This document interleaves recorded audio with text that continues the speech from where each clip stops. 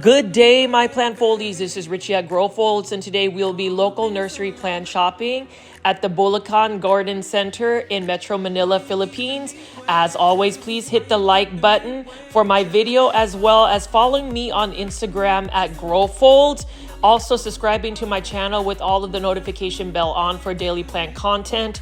But today I will be visiting another local plant nursery out in the Philippines. This is part of my video series of my vacation in the Philippines. For those that don't know me, my name is Richie and my family is original from the Philippines.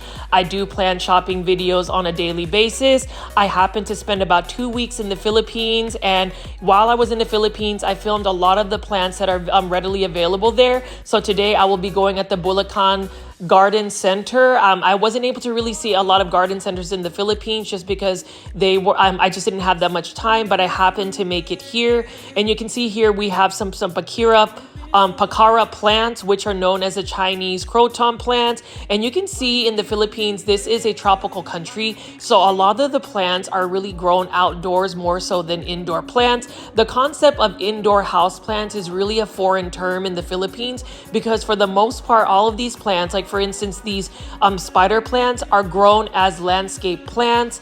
You can see that a lot of these plants are actually in grower bags versus being in plastic planters, which I think is a little bit more eco-friendly. And then you can see right over here we've got some croton gold dust. Now crotons are known as finicky plants in the western part of the world. I am based out in North Dallas, so for the most part I've had difficulties growing crotons, but in the Philippines they can grow as full-grown trees. And then this is some type of variegated marantha plant that I've never seen until I've gone to the Philippines. Now if you're looking for pricing, the conversion rate when I was in the Philippines was 58 pesos to $1. So something like this right here, this marantha, was only 100 pesos. So it was literally around $2.50 if you were going to really do the math.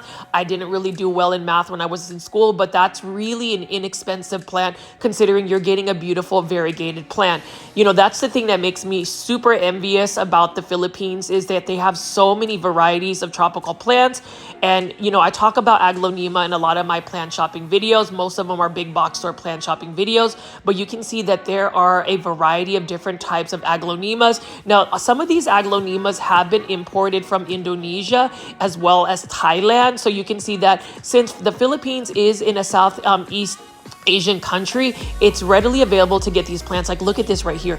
I would love to have been able to get this aglaonema. That silver foliage is just majestic, alongside with all of the other aglaonemas here. Unfortunately, I'm not as versed with all of the aglaonema names. The only drawback about a lot of these plant shops that I went to in the Philippines is that they didn't really have a lot of the plant IDs or specific ones. If it's an aglaonema, it was really just labeled as an aglaonema. So that was only the drawback. But as far as beautiful plants, they just had so many readily available ones. So like we're looking at these aglaonema here. Now this aglaonema, which I believe is in a 6-inch grower pot, was about 200 pesos, which I think is an amazing deal. And then you can see as you turn around here, we've got some more aglaonema. The thing about the Philippines as well is aglaonemas are really considered a common plant.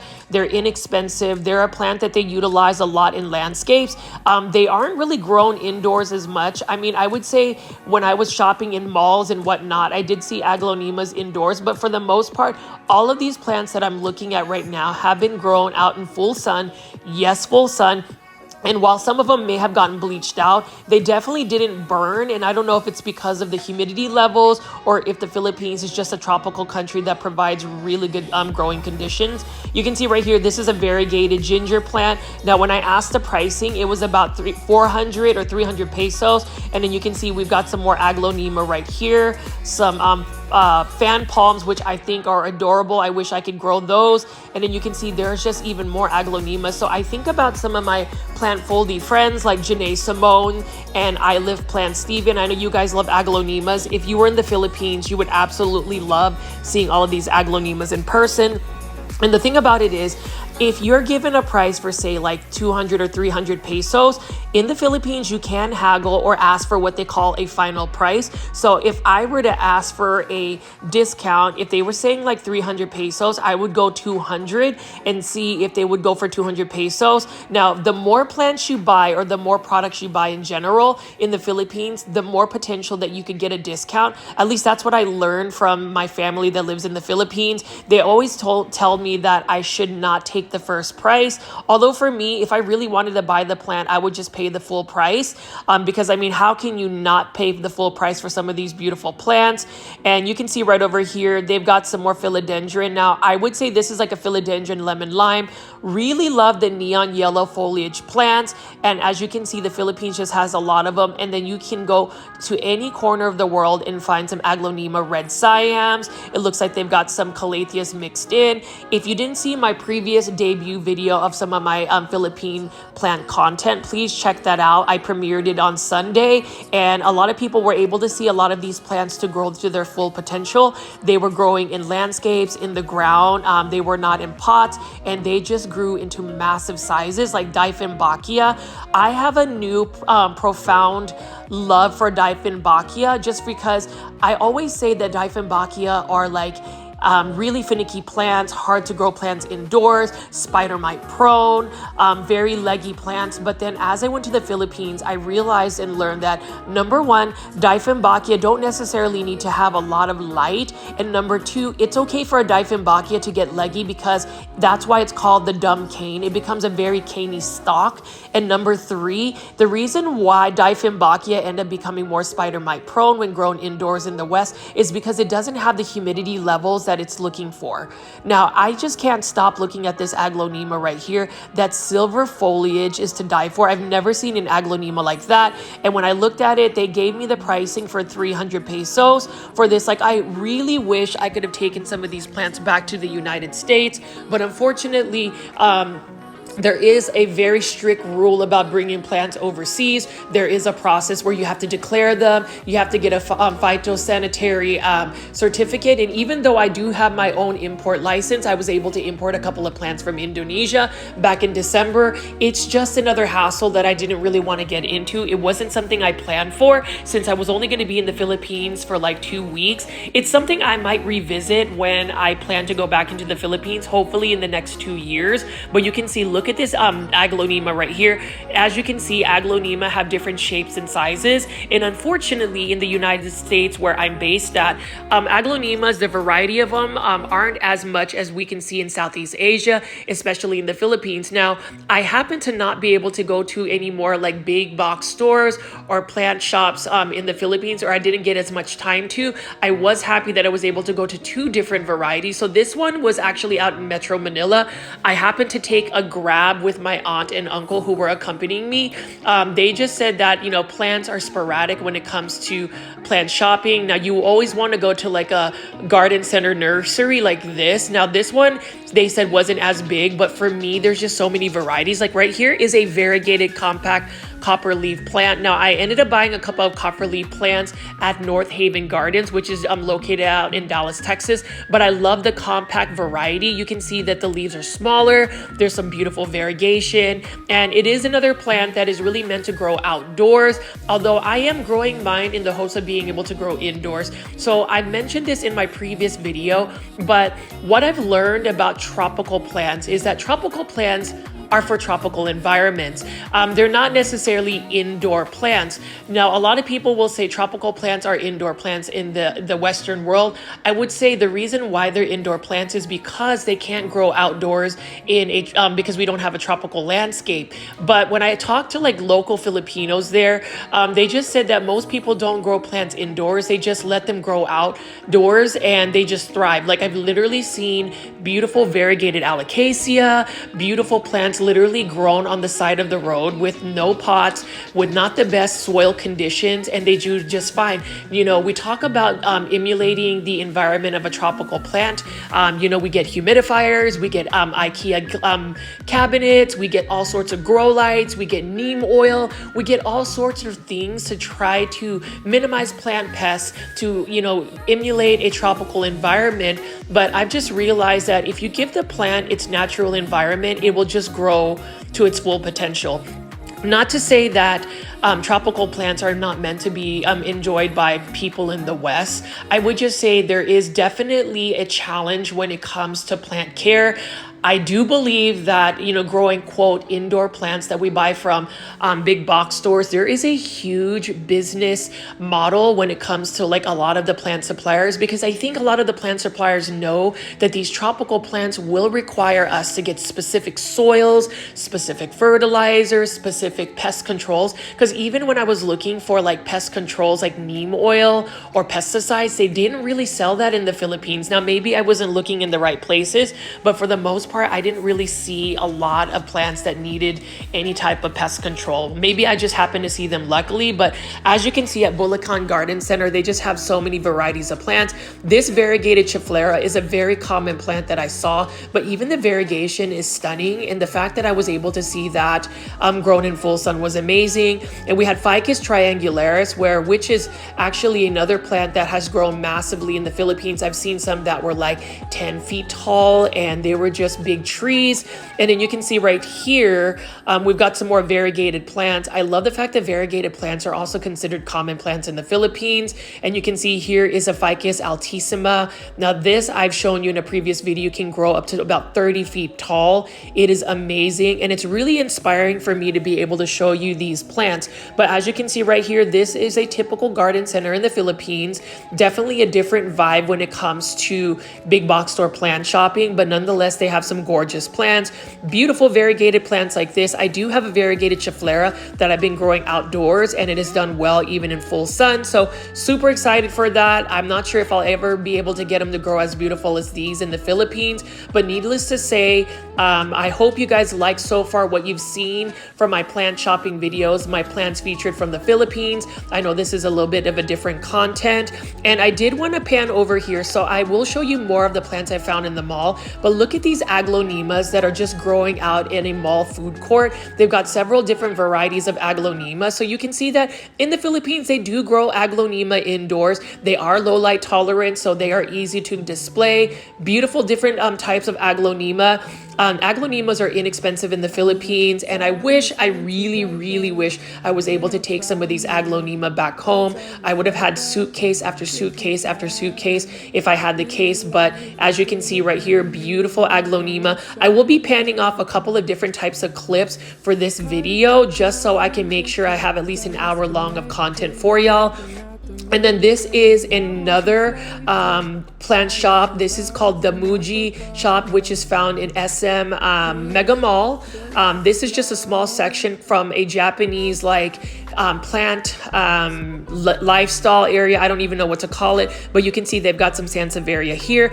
I will say that the department store shop right here has a little bit more expensive plant pricing. Like this one is for 225 pesos for some of these really unique looking Sansevieria. Again, the exchange rate is 58 pesos to $1. So this was around what, $4 or something of that nature. And the Phetonias, for instance, were 245 pesos. Again, it's 58 pesos to $1. I do think that Phetonias are interesting.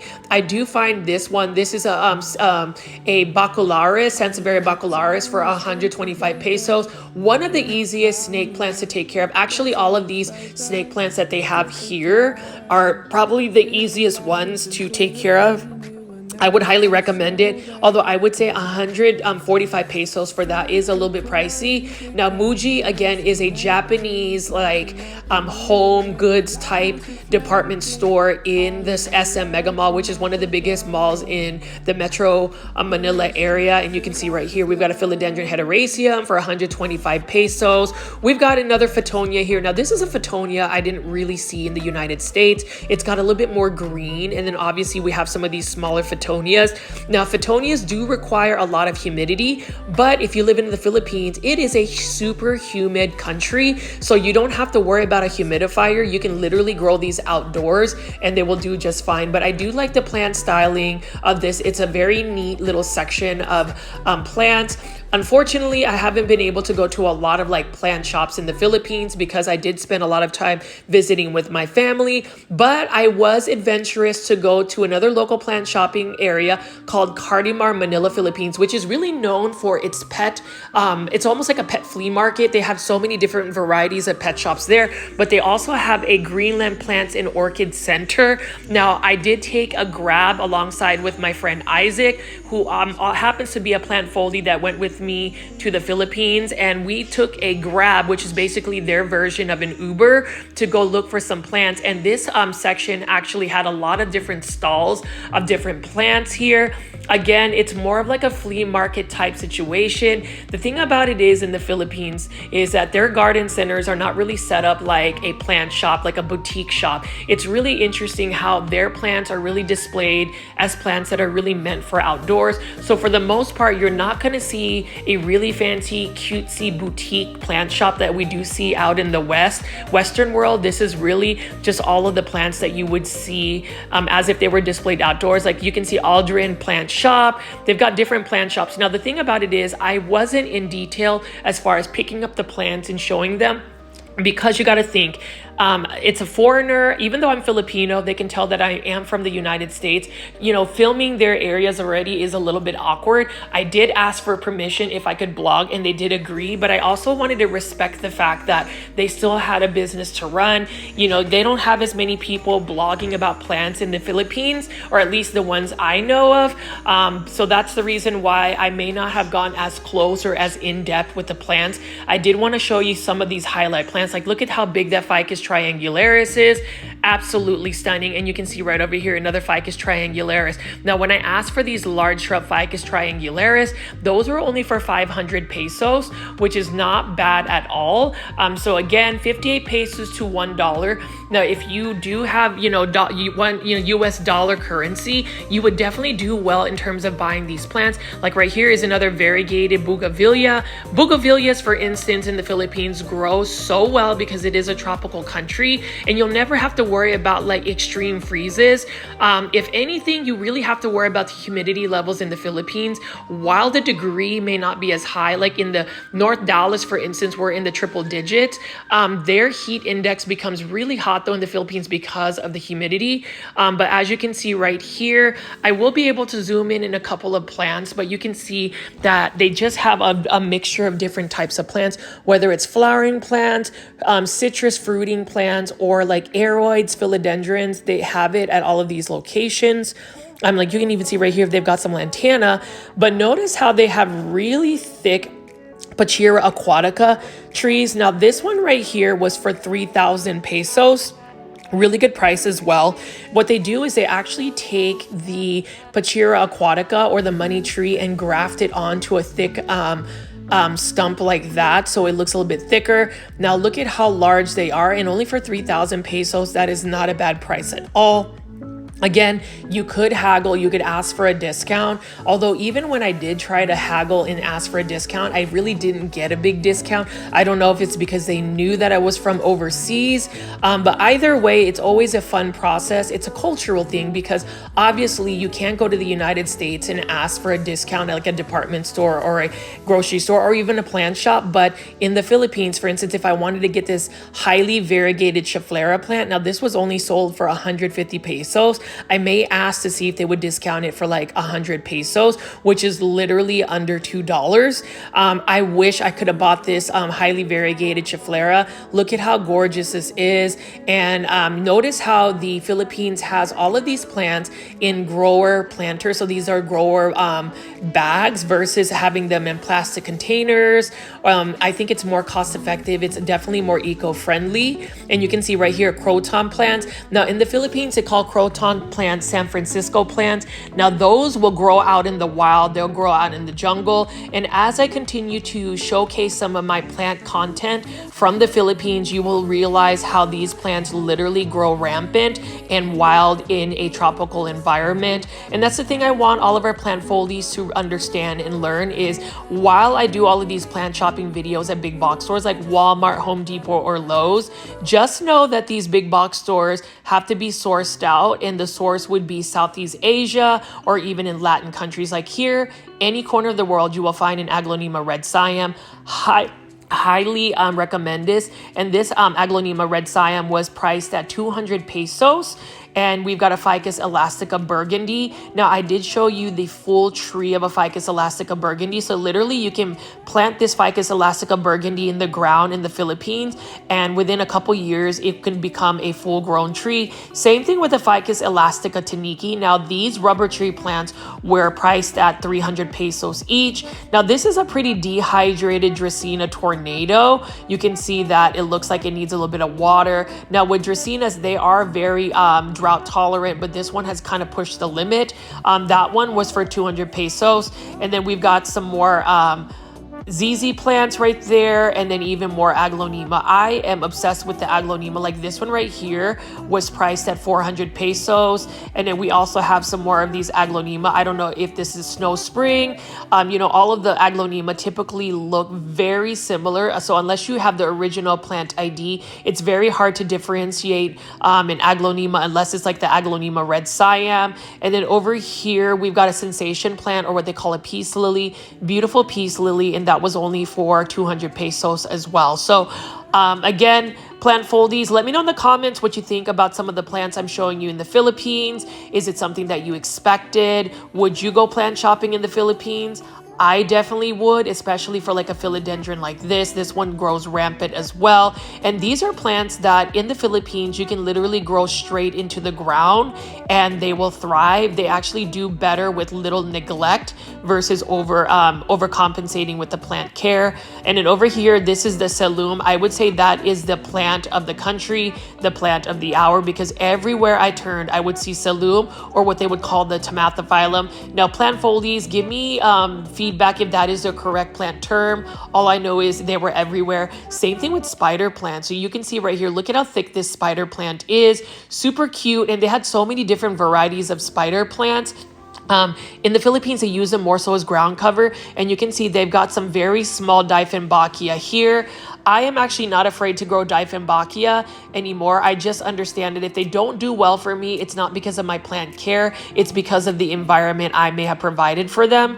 And then you can see right here, we've got a bunch of Photonia plants. Now, the Photonias were a little bit pricey. She priced them at 100 each. So I don't know if Photonias are just a popular plant in the Philippines, or maybe I would have to ask for a bigger discount if I were to buy these plants. But notice how she's got different varieties of plants. Photonias, I haven't really seen a Photonia that only has like a red vein. I typically see like the really red ones or the pink ones or the white ones. So the greenish ones are actually a unique look for me. I haven't really seen that. Again, with Photonias, you really need to give them more humidity. They are more of an ideal terrarium plant. But I guess in the Philippines, that you don't have to worry about humidity because there is such high humidity on a daily basis. When I visited the Philippines, it actually is what they call rainy season or monsoon season. So it would rain off and on, and with the rain being off and on, the humidity levels would just increase. And you can see here, they've got a beautiful Monstera Deliciosa, very classic plant. It is a plant that I would recommend any plant parent to have in their collection. And then they've got some beautiful Epipremnum aureum. Now, I would say this might be an Enjoy Pothos.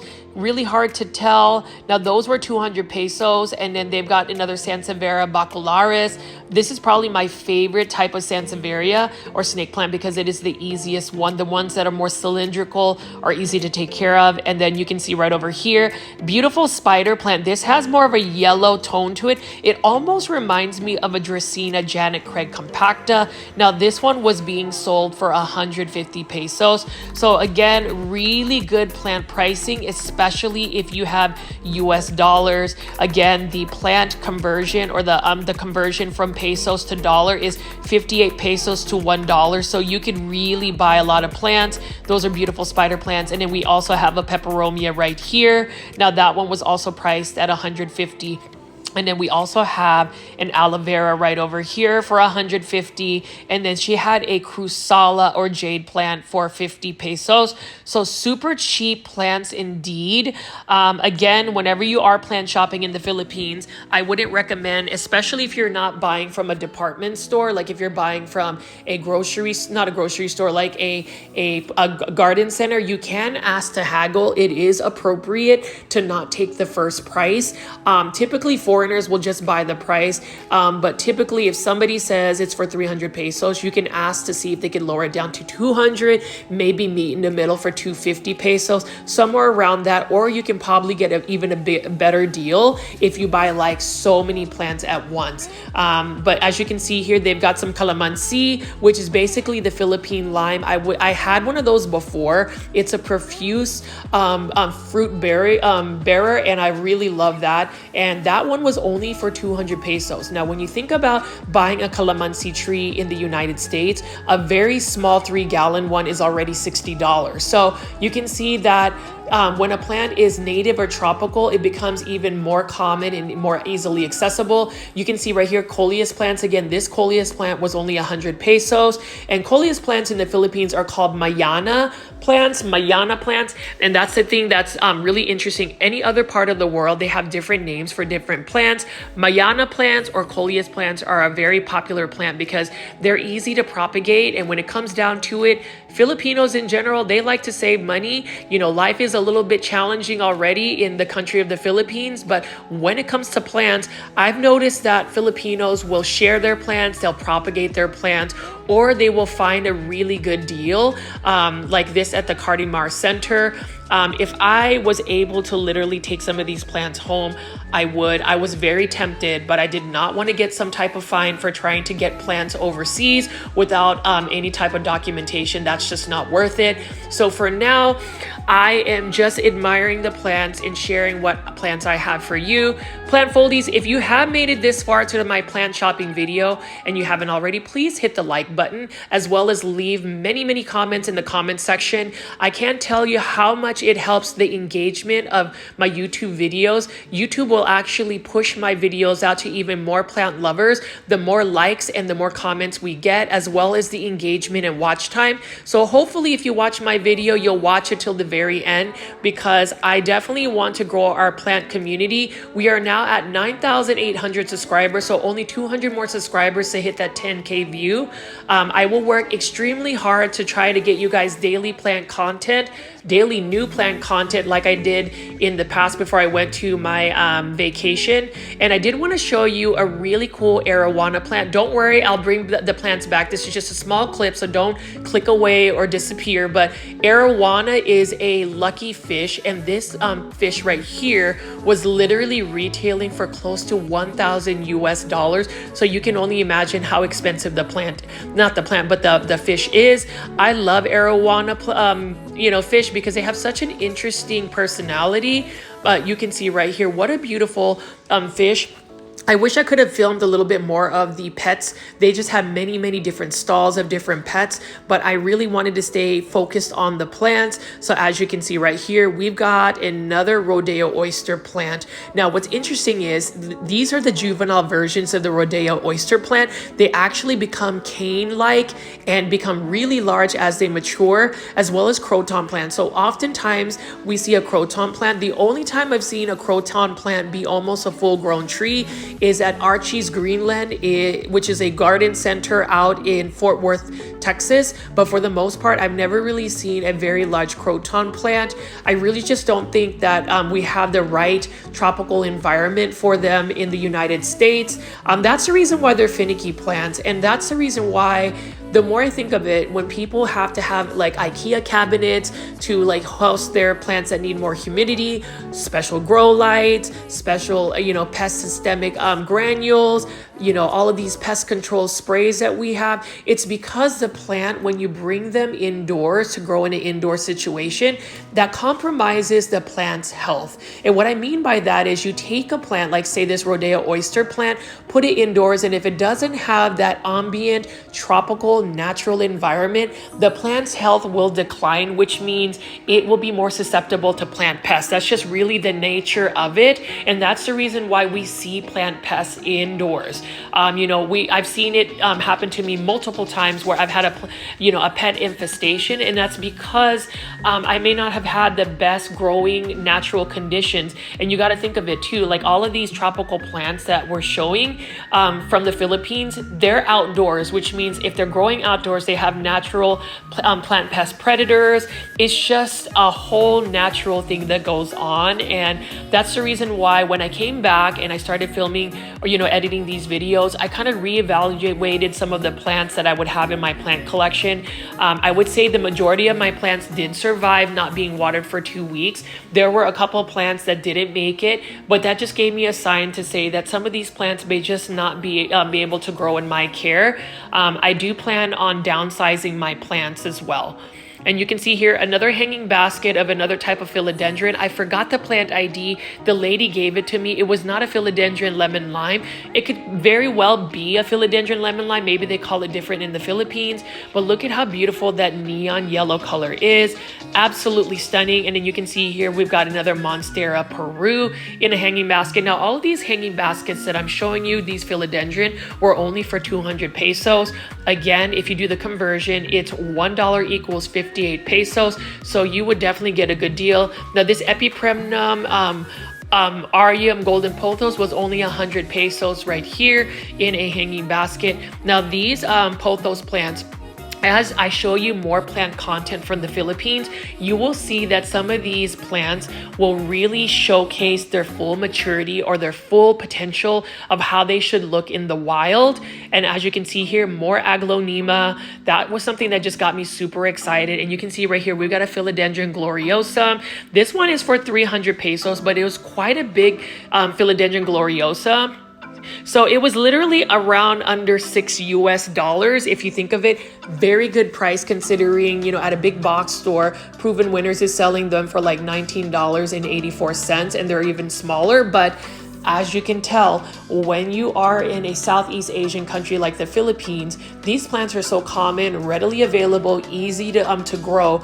The plant pricing is just substantially cheaper. And that's the reason why I understand a lot of people wanting to import certain plants from Thailand, Indonesia, and even the Philippines, is because there's so many plants readily available. The only thing I would say about it is plant foldies is these plants are really meant to grow in a tropical environment.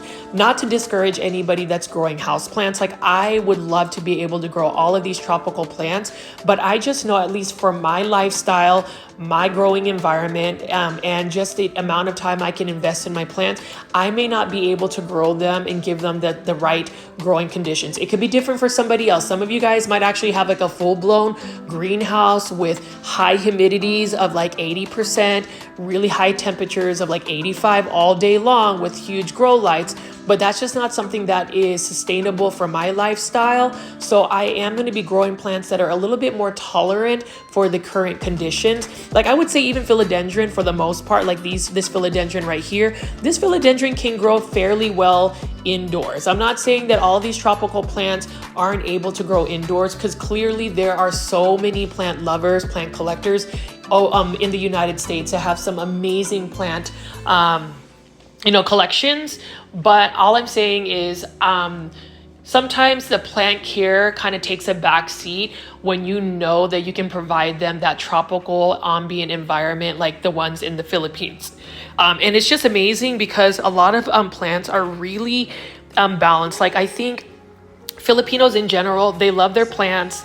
but their plants are not really considered like a status type plant. Like I don't really see a lot of Filipinos, at least from my experience in the 2 weeks, talking about, oh, this is a rare plant, I have to buy it, it's part of my collection. It's more of just if the plant brings them joy. And that's the thing I've always talked about in my plant shopping videos. It doesn't matter if the plant is super rare or whatnot, or the price tag. It's all about, does the plant bring you joy? And that's the reason why some people make fun of me when I say I have a coleus obsession.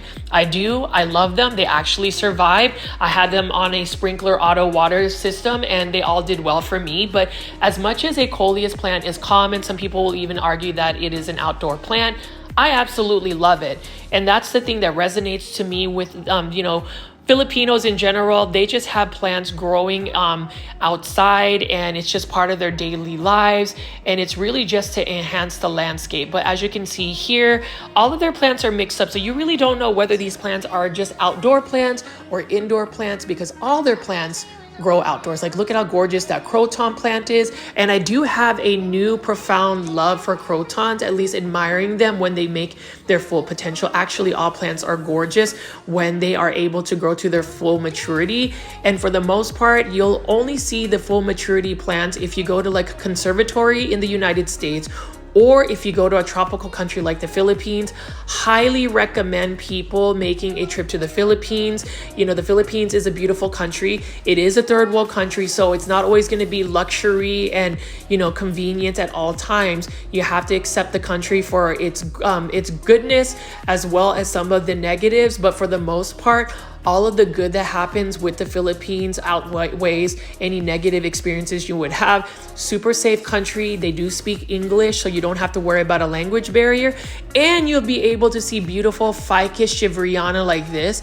This was only retailed for 200 pesos, and it's already a nice size plant. And that is another plant you can grow in the ground in the Philippines, and it will become a full-blown tree. Same thing with all of those rubber trees, that Ficus ruby, Ficus burgundy, Ficus taniki. They've got all the different varieties there. Super exciting. And they do have hanging baskets of bromeliads.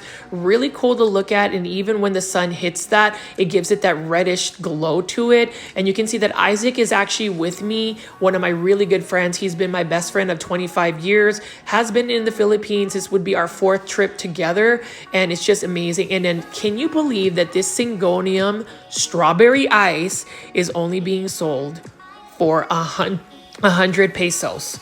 100 pesos. I went to PlantCon 2024 in Houston, and a plant like this was being sold for $60. Now, this was a plant I was really tempted to try to get overseas. I wanted to buy it, but alas, I didn't. But that was only for under $2. And they also had some other rare Syngoniums right over here next to some Palea plants or some aluminum plants. So again, it is all about having all of these plants and they're priced well. But can you imagine Syngonium strawberry ice for under $2 US? That is insane. But again, that goes to show that different parts of the world, when a plant is readily available and common, or quote common, the plant pricing is just more affordable. I would say all the plant pricing in the Philippines is more affordable. Honestly, you could probably call what we call prop lift and take a cutting from the side of the road and get yourself a new propagated plant. Gorgeous Aglonema, I would say right over here. These are the super pink Aglonema. Now, these ones were retailing at 200 pesos as well. Although my aunt says 200 pesos was a little bit much for the Aglonema, she did mention that they were probably pricing the plants a little bit more so for me because I am considered a foreigner. That is also the only drawback about it. So if you're going to go plant shopping in the Philippines, bring yourself a local or somebody who lives in the Philippines. They can help you haggle and possibly get some cheaper pricing. But honestly, even 200 pesos, which is under $4 US for that beautiful Aglonema, that is still a really good price. And then you can see they've just got different varieties of different plants. I could buy all of these plants. I could honestly live in the Philippines and just have a whole landscape of different types of plants. Now you can see they did have a couple of Hydra Helix. Now, for those that don't know why I say Hydra Helix, that's just a mispronounced way of saying Hedera Helix, which is English ivy. And then you can see right here, we've got some Phalaenopsis orchids.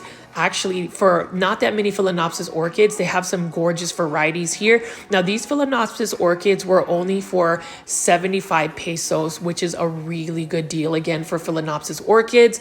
Now Phalaenopsis orchids are epiphytes. They grow naturally in the Philippines, so they're readily available. You can literally find them in the wild growing, so it's not a big deal for somebody in the Philippines to have a Phalaenopsis orchid. I will say that these are still beautiful blooms right there. I did want to also showcase a variegated Pachira aquatica. It was a huge one while I was out in the mall. I was at Green Hills in Metro Manila, and you can see that these variegated Pachira aquatica were just grafted onto a stump. But the fact of the matter is, a variegated Pachira aquatica in the United States, just a small variety, will cost like 200 pesos. And this is literally in the middle of the mall with a lot of foot traffic, with a lot of people passing by it. And notice how it's just out in the open and nobody's really paying attention to how uncommon expensive this plant would be in the western part of the world. I thought that was really interesting. I definitely want a Pachira aquatica variegated one. This money tree one right here is something that I would aim. And then notice how they have another aglaonema, which is actually a different type of aglaonema I've never seen before. That silver foliage was literally at a toy shop specializing in Funko Pops, but this was just found in the corner. Love the white stems of aglaonema. Again, aglaonema are very low light tolerant plants. They do better in bright indirect light. You'll get the best coloring, but notice how it's just in the middle of a mall, in a mall shop featuring Funko Pops. And that's just the symbiotic relationship that Filipinos have with their plants. Maybe that's the reason why I am drawn to plants. You know, a lot of my plant interest is really coming from my grandmother who taught me about plants, but so glad that I was able to show you guys all of the plants from the Philippines. Hopefully I don't lose engagement. I know you want to see the big box store plant shopping videos. Don't worry, they're coming. I will definitely film those, but I just felt the need to showcase a different type of plant content for my plant foldy community. I figured that I would be able to show you plants in their native environment. Like here is another philodendron, and notice how they have a lot of stray dogs. This dog was super cute. So this is just a clip of my friends and I on our way to Sabang in Palawan, which is basically on the way to go to the underground river, which is one of the natural wonders of the world. But notice this philodendron, which I'm not 100% sure what type of philodendron this is. It could be a philodendron emerald or red Congo. No, it's not red Congo, but anyways, it has grown on a dead tree stump and has literally covered it up, and it's just growing its best life. Again, that is another plant that is just growing in the wild. Nobody's really taking care of it, but you can see that the aerial roots have taken over. And notice how there's just volunteers of caladiums that pop up, as well as these maranthas. And then even when you start looking in deeper on some of the grass, you can see that there are other tropical plants that grow. You can see that that is a massive croton right next to it. So plant foldies, let me know what you think of that philodendron. That is absolutely stunning. And you can see that this croton right here is actually in the shade, but it's still doing extremely well. So that just goes to show that if a plant is in its natural environment, it will thrive. It will show its best self. And that's basically something that I learned about the Philippines. It's not always about the plant care tips. Plant care tips are basically tips to emulate an environment to where it's conducive to your plant potentially surviving indoors. That's basically it. Like even over here, look at these plumerias. Gorgeous blooming white fragrant plumerias. I saw different varieties as well. It was so fragrant, and it's right next to a papaya tree. But as you can see, beautiful landscape. You'll see more of this from my future videos, but look at how gorgeous the country of the Philippines is. I'm super proud to be Filipino. And again, I want to show you these gorgeous crotons right here. These are plants that most people in the Philippines would just kind of ignore. But to me, I was like a kid at a candy shop gawking and just super excited to be able to see these beautiful plants. Like look at how massive these croton plants are. Now this is typically a croton you would find as a Costa Farms exotic angel plant at a Lowe's or a Home Depot or a Walmart, being sold for like $5.47 and $4.97. But as you can see here, this is the potential of what it could look like in its natural environment. environment. Now, this was just a short clip of me and my friends as we are starting to head onto a boat headed towards the underground river sanctuary. So you can see that is slightly cloudy. You can see that that is another type of ficus plant as well. So many ficus plants in the Philippines. I wish I could have identified each and every one of them, but again, you know, it is a tropical country, so you'll see many different tropical plants, but it was a beautiful day, and I just love the fact that the ocean was great, the wind felt great, and while it was humid, while it was hot, just the scenery and just being out in a tropical country, enjoying these plants, enjoying the good food, enjoying how cost effective it was to be able to travel to the Philippines, I was really fortunate and thankful. And so for my plant foldies that did take the time to watch my plant marathon compilations for the last 2 weeks, thank you for not giving up on me. Thank you for staying in and engaging with my plant videos. I would say that my viewership did take a huge hit. There weren't as many people watching. For those that were super loyal to watch my videos, I really am thankful. Hopefully I will regain back some of the viewership that I had before I went on vacation. And hopefully if you made it this far, you hit the like button. But as you can see here, look at how gorgeous the water is and how clear it is, how clean it is, how beautiful it is. I wish that everybody watching this video will consider traveling to the Philippines. The most expensive part is just the plane ticket. Everything else is pretty cost effective. And then over here is another philodendron. So this is another clip from BGC Uptown Mall. So they had a bunch of beautiful philodendron. I actually have a full episode dedicated to the BGC Uptown Mall plants, but I'm not 100% sure what type of philodendron this is. I will say it is a common one that I often find in planters or in landscapes. And then right next to it is a fan palm. Really love the look of fan palm. I didn't ask how much a fan palm would cost in the Philippines. That is another plant I would love to add into my plant collection. The thing about it is I need to know whether it requires a lot of bright light. Most palms do. So that's the reason why I have been a little bit cautious about adding them to my collection. But look at how gorgeous this street is in the urban metropolitan area of Uptown BGC Mall. Gorgeous plant. You can see that there is a huge, beautiful fan type banana plant or maybe palm plant. And I just love the urban planting that they have for their green spaces. The Philippines has really merged their green spaces with their architecture, and I really love that. The fact that the Philippines is in an advantage for being able to go tropical plants as part of their landscape is amazing, because why not take natural plants and that are conducive to your climate? Like you can see right here, we've got some more plants. As I'm walking up, we've got even more plants right over here.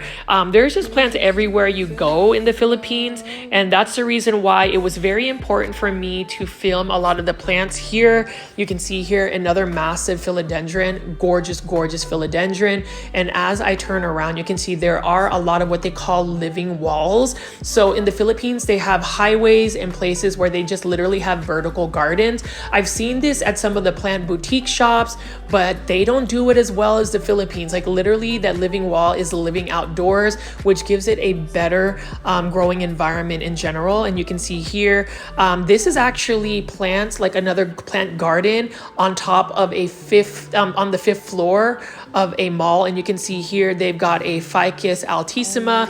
You've seen that this tree can grow into like a 30-foot tree right next to some aglaonema and some other tropical plants here. But what was really interesting is this whole deck of plants is actually on the fifth floor of a building. And then here is a ficus tree plus Epipremnum pinnatum that has grown and attached itself. Now, I'm not 100% sure what that ficus tree is. What I do know is it's just a massive but beautiful tree that is growing out at the BGC Makati area when I was walking one day.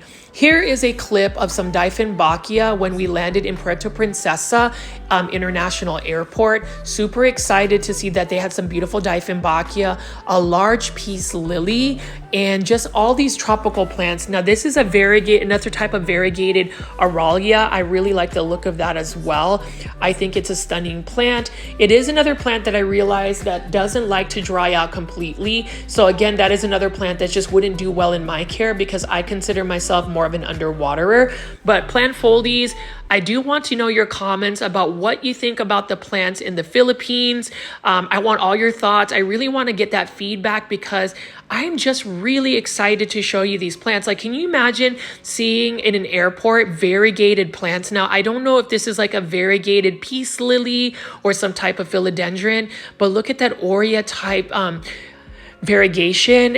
Isn't that just amazing? Like, this is literally at a baggage claim in Puerto Princesa, and that's just amazing. Like, I was literally that crazy person filming all of these beautiful plants. I mean, everybody else was kind of like not even paying attention to it, but I would say even for the plant foldies, would you not love to see all of these different types of aglaonema, peace lilies, aureas, maranthas, philodendron as you pick up your luggage from an airport? Like, I had to go film some of these just because I just thought it was a really cool ordeal. You can see that aglaonema is more of like an orange peach tone. I've never seen that type of variety of an aglaonema. Again, I regret that I wasn't able to take some plants from the Philippines back home, but I did learn a lot. It did really reshape the way I look at plants. Like, for instance, Dieffenbachia. Huge fan of Dieffenbachia. Look at how beautiful the variegation is on this Dieffenbachia. Now, these Dieffenbachia were massive. They were about 3 to 4 feet in height, and they just look stunning. And then these Dieffenbachia are actually being grown indoors, and they still were doing very well. Now, this one is more of a common Dieffenbachia that I found, but again, it is another beautiful Dieffenbachia that I could just see a whole Dieffenbachia collection. The thing about it is, Dieffenbachia, they just don't do well in the western part of the world just because they do really require that humidity, that tropical environment. That's the reason why they are more spider mite prone, just because they need that light as well. Although I will say Dieffenbachia, when I saw them in the Philippines, they were growing in lower light conditions and doing well. But this one is an absolutely stunning one. I don't even know what this Dieffenbachia variety is, but it has some gorgeous variegation. Now, Plant Foldy Luke also went with me to the Philippines, and we were on our way to see the Firefly tour. So you would actually have to get on a boat and ride on a boat in the river, deep into the river to see. But as I was getting ready to go to the Firefly show, I was able to see some beautiful aglaonema as well being grown in this section. And you can see they've got different varieties of aglaonema. Unfortunately, I don't know the aglaonema plant IDs. What I do know is that they were thriving. They didn't look like they needed a lot of care, and they just had different varieties of aglaonema. So for my aglaonema lovers, let me know what you think of these aglaonema. I definitely want to get back into aglaonemas. I did push the envelope in terms of not watering certain aglaonemas, and they started to lose a lot of their leaves. So while a plant might be drought tolerant, you don't want to push the boundaries too much like I have. But as you can see here, 3 different types of aglaonema, beautiful foliage, and it just makes me happy to be able to see that in my home country. Before I went onto that Firefly tour, I wish I would have been able to get the fireflies on film, but that would have been a little bit more challenging. They are called Quito in the Philippines, and basically if there are fireflies, that means that the air is fresh and clean. And then you can see here there is a huge some type of alocasia growing indoors. So as you can see that they can grow some plants indoors, and this one is another massive alocasia right over here. So super cool. And the Firefly tour in Puerto Princesa was amazing. I was able to go see a lot of the nature and the natural beauty of the Philippines, but you can see this one is a fairly mature alocasia as well. You know, alocasias also require more tropical environments. They tend to do better that way. And this is just a view of my boat as we're returning back from the Firefly tour. It was super dark. We literally couldn't see anything. It was kind of scary at the same time, but overall, I had a lot of fun, and I did want to show you a couple more plants here. So it looks like they've got some more alocasia, some type of alocasia. Not 100% sure what that alocasia is, but needless to say, it's got a beautiful metallic tone about it. It is nighttime, so you may not get all of the colors, or they may not show up as well. I did want to just show you different clips, and you can see right here, they've got some more aglaonemas. Like aglaonemas, plant foldies were very common to find in the Philippines. They were just everywhere, and that's cool because I love aglaonemas. And you can see this is another Dieffenbachia of some sort. You can see they've got many different types of plants here. Another type of philodendron, I don't know if this is like the philodendron jungle boogie, really nice serrated leaves. Again, another type of alocasia right here, some type of philodendron or antheria, I'm not 100% sure. But at the end of the day, all of these plants are thriving because they are in a tropical environment.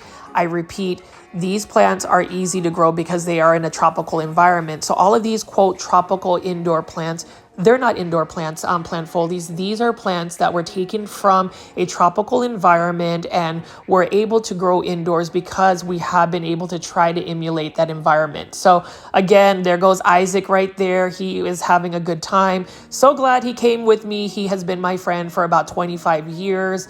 And it's just been such a great journey to share that with you guys, as well as just sharing all of these different plants. Again, I was one of those crazy people, people were thinking, why am I taking videos or photos of these plants? It's because I was just so surprised that a lot of these plants don't have like special cabinets, don't have special placing. They literally are just put out right next to the water deck, and they're growing. And you can even see this philodendron has attached itself to one of the poles. It just, look at all those aerial roots that have just attached itself there. And you can see that they've got some type of beautiful Dieffenbachia again here. I have become more of a Dieffenbachia fan, but I just know myself. I know that my growing environment is not going to be conducive to growing them successfully. So sometimes it's just better to admire plants from either videos or just to look at them in their natural environments. And I spent a lot of time doing that. I spent a lot of time just really reflecting on what I wanted to do with my plant YouTube video, what I wanted to do with my plants. And so plant foldies, again, I really appreciate you taking the time to watch my videos, especially for my loyal plant foldies. Know that I will continue to make daily plant content, or at least I'll try my very best. It depends on how much work I have piled up tomorrow. I actually have a little bit of stress thinking about it, but I just know that once I get into work, it'll just have to, it'll just have to settle. I don't know if you've ever had that situation where you take a long vacation and have to come back to work. If you have, please leave it in the comments. Again, comments, likes for my videos really help. I know that I have some really big supporters, like Isaac was telling people, there's 25 people watching the video, but only 7 likes. That's really just so we can get these videos going. Unless you really don't like my videos, I hope that you would at least take the time to hit the like button and leave me some comments. I did travel literally thousands of miles. It literally took me 18 hours to get to the Philippines to be able to get you guys this unique content, or I would say it's fairly unique. I don't see a lot of plant YouTubers that do big box or plant shopping videos featuring international plants.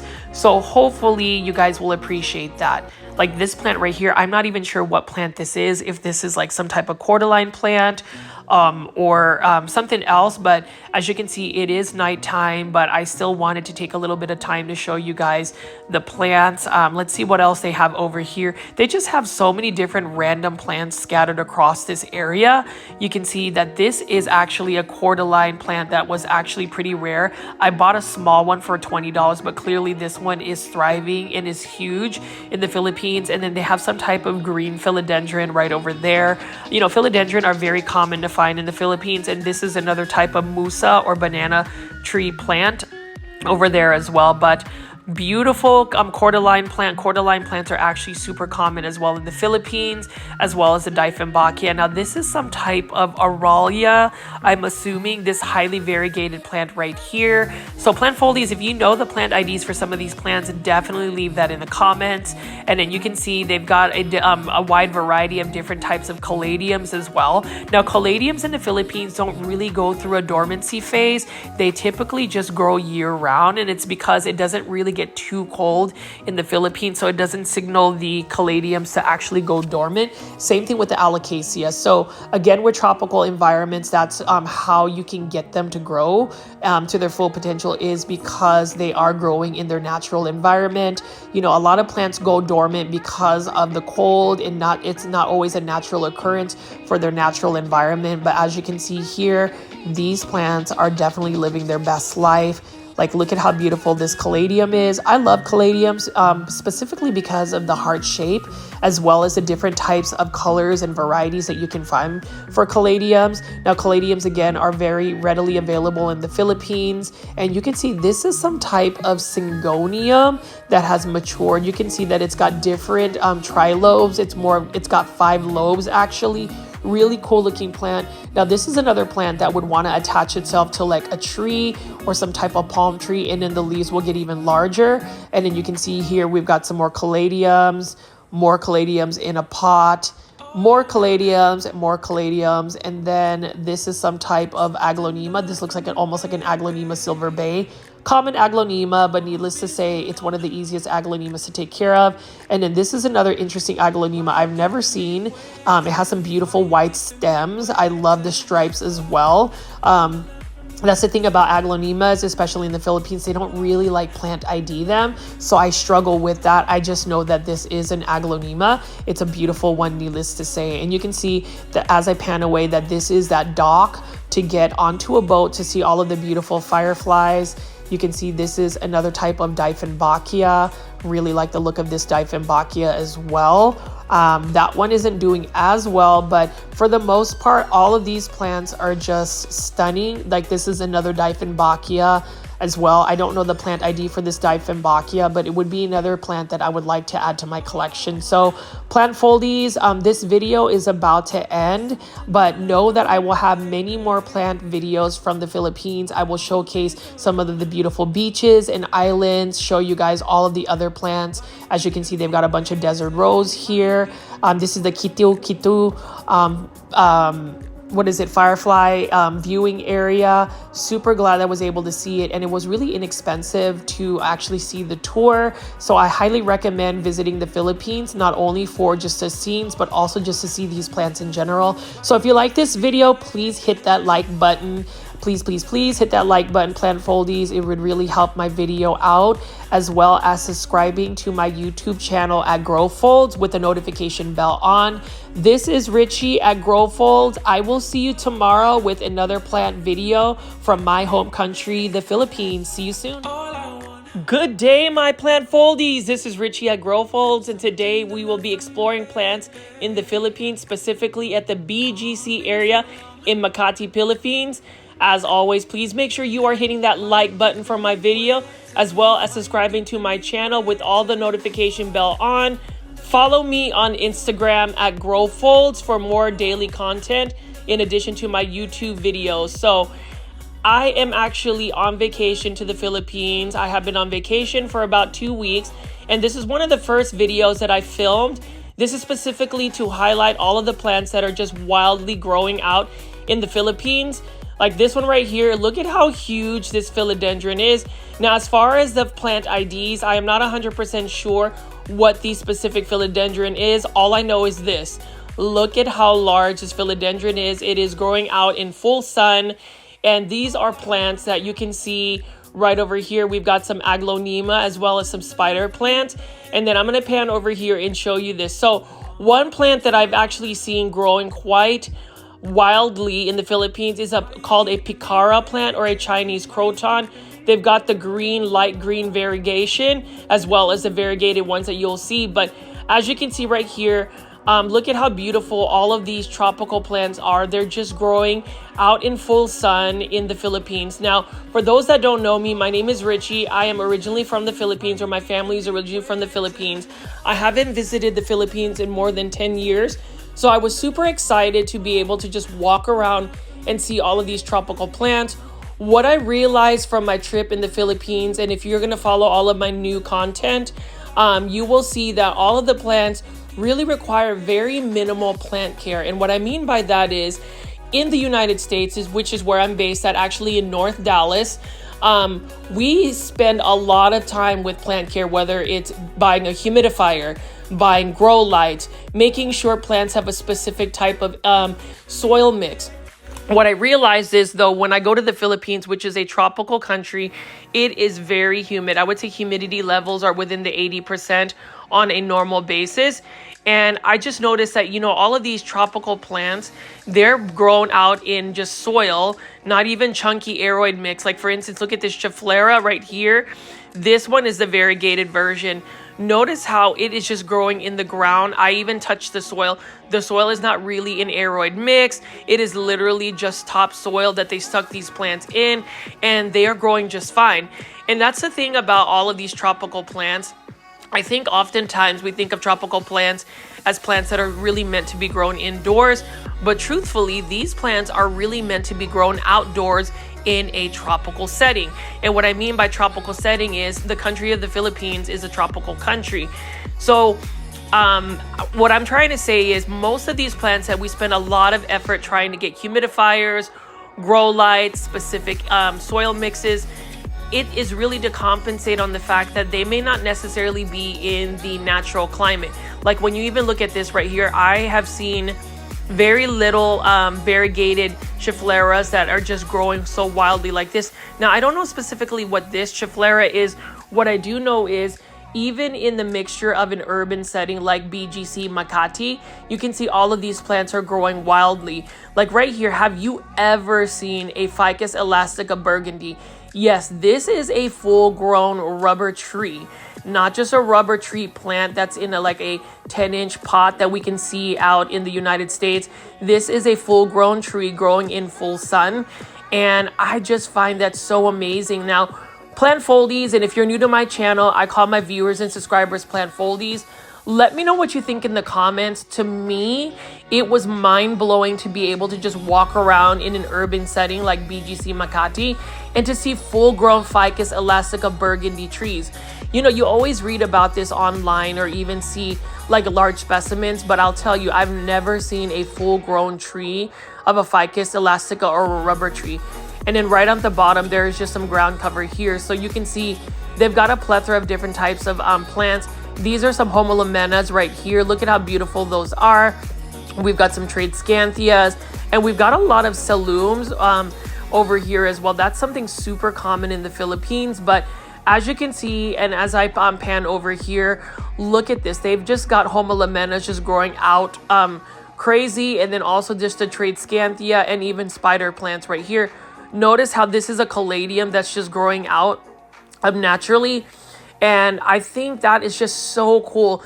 Now, plant foldies, I know that I have been gone for 2 weeks, and I did want to take a little bit of time to thank those that stuck around with me. I did make a bunch of compilation videos of my previous plant shopping videos just to tide us over and to make sure that I had some type of content.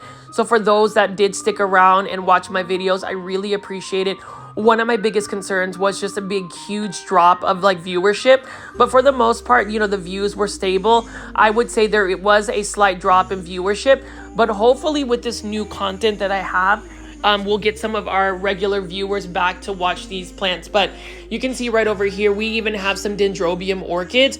Now, these are epiphytes, and dendrobium orchids, whenever you go big box store plant shopping, say at Lowe's, you can see these right here. They're grown in little like crates, but you can see that they are literally growing in their natural habitat, which is super exciting. And you can see how all of these plants are just grown in the landscape. They are not in pots. They're literally growing in topsoil. And you can see over here even more homolomenas right here. Now, homolomenas are really uncommon when it comes to like them being even sold as houseplants in the United States. But notice how they're just growing in topsoil.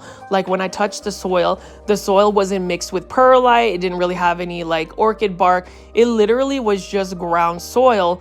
And it just made me wonder how these plants could grow in these types of soil settings. Like, I mean, look at this Ficus elastica burgundy. Like, how many times will you see a full-grown tree? Even with those people that grow these ficus plants indoors and make them grow, they will never get this size unless you grow them in the ground, in full sun, in a tropical climate. So again, plant foldies, this video really isn't meant to like go plant shopping. It's really to show all of these big box store plants that we see at a big box store growing in their natural climate, in their natural environment.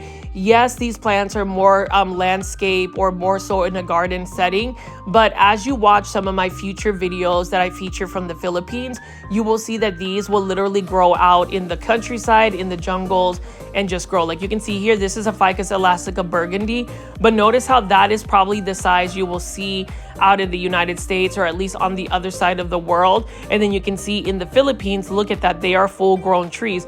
And what is a huge treat is not only did I see a Ficus elastica burgundy, I was able to see a Ficus elastica altissima and some variegated plants like that. And you can see right here, this is just caladiums growing wildly out in the landscape. So you can see that this one right here is just growing in the grass. Like we can see right there. Now, I thought that these were syngoniums. They kind of look like syngoniums, but these are just regular green caladiums. Maybe even a more so homolamena. I'm not 100% sure, but what I do know is I was just shocked to see that they are just growing voluntary out of the grass right there. That's something you will never really see in the United States. And then you can see right here, that is another picara plant. I've never really seen picara plants in the US as well. They're also known as the Chinese crotons, but they were growing wildly as well. I love the variegation and then the purple and burgundy undertones of that plant. But as you can see here, these are one of like the parks. I think this is like a dog park that I was walking around one morning in the Philippines. And then again, you can see right here, we just have a bunch of these caladiums, or I think maybe homolamena, that are just growing wildly out in the landscape. But as you can see here, even more so is the fact that we talk about plants that fenestrate. We talk about epiphytes, which are plants that attach themselves to other plants and grow up. Let's take a look at this particular plant right here. As I approach this is a Epipremnum pinnatum, and you can see right over here, it is growing up a palm tree. And notice how the mature form, it's starting to fenestrate. And then you can see right here, I'm not 100% sure what this plant is, but look at how beautiful this variegation is here. Again, it might be some type of picara plant, some type of ficus, not 100% sure, but look at how gorgeous that variegation is. And then when you can see right here, look at all of the random little homolamena or caladiums that are just growing as ground landscape. And it's really interesting because a lot of these plants right here are just growing wildly in the ground, whereas when we go to the other side of the world, we have them in pots. We sell them in 3-inch planters for almost like $5, and these are just literally growing out in the wild. And then again, this is an Epipremnum pinnatum, or what they call in the Philippines atibatib, where it is literally attached itself to a palm. So if you ever want to see the full potential of a plant, you definitely want to watch all of my Philippine videos right here. This doesn't have a moss pole. This doesn't have a humidifier. It is literally growing on a palm tree, and notice how it's attached itself and it started to fenestrate. And it's actually not that tall, but notice how it is already fenestrated. This is absolutely gorgeous. And then, you know, something like mature like this would sell for a lot of money in the US or on the other side of the world, but this is literally considered a weed in the Philippines. You know, when I talked to locals, they really thought it was crazy that I was going around filming plants, because these plants are so common. And you can see that this is another Epipremnum pinnatum, and it's literally just shot out some more shoots. It's mixed up with all of these beautiful variegated plants. This one hasn't found its way to a palm tree or something to attach with, but give it a little bit of time, it will attach to something, and then it will also fenestrate. So a lot of times whenever we buy plants that need a moss pole, this is because it's trying to emulate what is already happening in nature. And that is right here. You can see here, look at how gorgeous that is. You know, some people will say that Epipremnum pinnatum is an invasive plant. I don't think it's an invasive plant. I think it lives symbiotic. It has like a symbiotic relationship with, like, say, a palm tree or whatever it attaches itself with. And you can see right here, these are the juvenile forms. So they've got a lot of offshoots here. This obviously hasn't attached itself to something, but once it finds its way to something to attach with, it will grow like that. And it was about 8 o'clock in the morning when I was filming this video, and I will say the humidity levels were extremely high, which makes it a little bit hotter in the Philippines. Although the degrees in the United States are a lot hotter, I think the humidity levels really make it hot. Like literally, when I was in the Philippines, it felt like I was in a greenhouse at all times. But with that being said, you can see that there is so much humidity that these plants are able to just attach themselves. Now, as I walk over here, I'm not 100% sure what these plants are. It might be some type of cystis discord. So plant foldies, let me know in the comments if you know the plant ID for this. But look at how cool this is. It almost reminds me of like a potato vine plant. It looks like it's really attached itself as well. And I just love the fact that these types of parks have utilized plants that are just grown wildly and actually landscape. And you know, when you think about landscaping in the United States or on the western side of the world, you can see them using like mulch. You can see them growing plants, you know, in a specific way. I would say in the Philippines, they have just literally let some of these plants grow naturally in their natural growth habits. Like for instance, this particular plant, which I'm not 100% sure of the plant ID, notice how they utilize the trailing and attaching growth habit it has. And then again, we've got more Epipremnum pinnatums here. So plant foldies, let me know in the comments what you think about this. The fact that a lot of times we'll see like Cebu blue pothos or Epipremnum pinnatums being sold in like a 6-inch planter, 3-inch planter. You'll never see the mature forms actually being offered readily at a big box store for one, or a local plant nursery, because it does require the plant to grow on a pole. And even then, when I find plants that are semi-mature or mature, they are quite expensive versus just going to the Philippines and really enjoying the look of some of these plants in their natural habitats. Again, this is a park, so you can see that there is quite a bit of landscaping. But as I continue to show videos from the Philippines trip, you'll see that some of these plants are literally growing out in the wild and they don't have any issues. Another thing I noticed about being in the Philippines is they had a lot of cats and dogs that were either strays or just walking around. So that one's a super cute little cat here. And then you can see over here, we just got a lot of other plants. Some of these plants, I'm not 100% sure what the plant ID is. I would say this is some type of canna lily, perhaps. So plant foldies, again, let me know in the comments what you think, or if you know the specific plant ID. But I'm just gonna pan over here and just keep showing you all of these beautiful plants. Again, these are plants that are considered tropical indoor plants. And I repeat myself, tropical indoor plants. But you can see right here, these Scheffleras, they're literally not an indoor plant in the Philippines. They are grown as almost like a shrub. They are out in full sun. So, you know, I always wonder, you know, what the care tips are in terms of the care tips for a plant to grow indoors or the care tips of a plant to grow outdoors. Like in the Philippines, none of the plants that we show overseas, like in the United States, will ever really grow this wildly, at least in my opinion. So maybe I could be wrong. Maybe I'm just getting overzealous, or maybe I'm just really excited. But if you were to walk around and see all of these plants just being left alone out in full sun with no special type of like aeroid mixes, soils, or anything like that, humidifiers, I think you would also be super excited as well to see that. And then you can see right over here, we've got a bunch of Dieffenbachia. So let me tell you about Dieffenbachia. In most of my big box shopping videos, I always talk about Dieffenbachia being a finicky plant. It's a hard plant because it needs like full sun, or not full sun, lots of sun, and it's spider mite prone.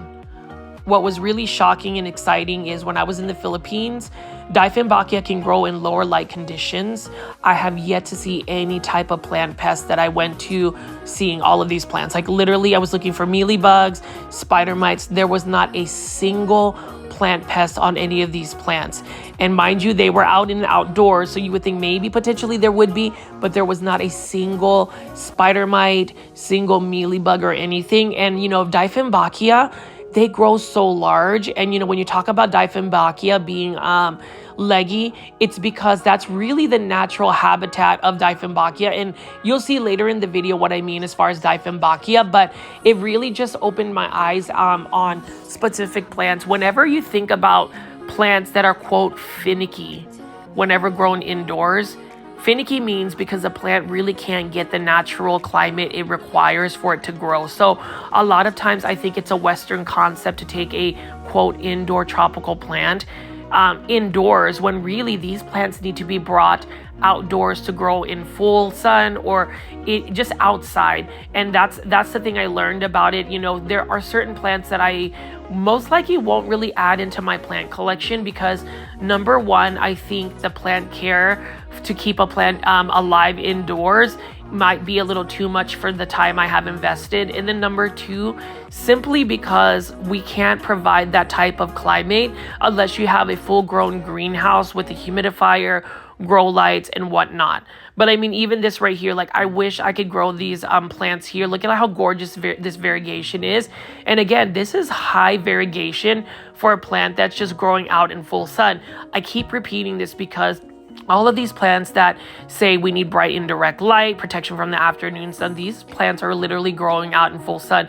Same thing with spider plants. I noticed that the spider plants were flawless when I was looking at the plants out in the Philippines. Now, plant folies, let me know in the comments. Let me know if I'm just super excited to show you guys these plants. But the fact of the matter is, as you can see on the screen, these plants look like they're just in their the perfect environment. And so my perspective of plant care tips has really changed. I did a poll asking if you guys were excited to see some of the plants in the Philippines, and I would say the majority was, but then there were a couple people that weren't really interested. For those that really weren't interested in watching these plants, I hope that you made it this far because I really want to open everybody's lens to see how plants in their natural habitat will thrive. Like, look at this right here, Epipremnum pinnatum mature form. Look at how it has grown and attached itself to a tree. It's not choking the tree. It is literally growing in a symbiotic relationship where it has a natural moss pole. We talk about moss poles. We talk about how much money we invest creating moss poles and like extending them and all of that. Well, in the Philippines, they don't need a moss pole. They just need a palm tree or some type of tree to grow. And look at how gorgeous that is. Like, I love the fact that all the Epipremnum pinnatum have literally just thrived because it's in its natural habitat. Like, I love the fenestrations here. And you can notice that it starts from the bottom. You can see how it quickly fenestrates. Actually, you can see that there is a juvenile form. And then as the juvenile form goes about 2 feet, it starts to really fenestrate very quickly. And the reason why the plant fenestrates is because it has to provide light for the lower branches or the lower leaves. But you can see here, super cool. It would be really interesting to see a variegated Epipremnum pinnatum albo growing up a totem. That's one thing I did not see, is a lot of variegated plants, at least for this form, growing naturally in the habitat. And I think that's because the variegated forms may not be as vigorous, meaning that it wouldn't probably survive out in the natural wild. But for this right here, I mean, this is just amazing right here. So plant folies, let me know in the comments. Let me know what you think. I mean, unless you have that type of natural climate, I doubt anybody will really have Epipremnum pinnatum that size. And I would even go venture to show you that these Epipremnum pinnatum didn't take that long to actually grow that size. Some people will show on their Instagram. I know there are a couple of Instagram or plant influencers that have grown plants on totem poles, but it has taken several years. I would venture to say that this probably didn't take several years for them to grow on that palm tree. Notice on the bottom too is ground cover, and the ground cover is Philodendron lemon lime. So this is one of my favorite philodendrons. Look at that neon yellow color. It's literally just growing as ground cover here. It's also like attached itself to some of that shrub. You can see there's some more Epipremnum pinnatum that are just mixed around here. So again, look at that. That's really interesting. And really, if you want to prop lift or, somebody wants to take cuttings, you can literally take a bunch of cuttings, stick it in water, and they will propagate. The only thing is you really don't want to do that, especially in the Philippines, because there are a ton of CCTV cameras. And that's the thing. You want to make sure that you are leaving these plants here. But for somebody like me who absolutely loves plants, I would say this trip was really memorable because I was able to really appreciate plants for their natural habitat. And it really has opened my eyes to a different way of approaching plant care. There are certain plants that I know I can appreciate in their natural habitat. And then there are some plants, like for instance, like even the Epipremnum pinnatums that I have, If they don't do well for me, I may just not add them into my plant collection because they just don't have the natural habitat. And it's the same thing with the croton plant. You will see later in the videos that I post, croton plants are really not finicky plants. They are actually so easy to grow in the Philippines.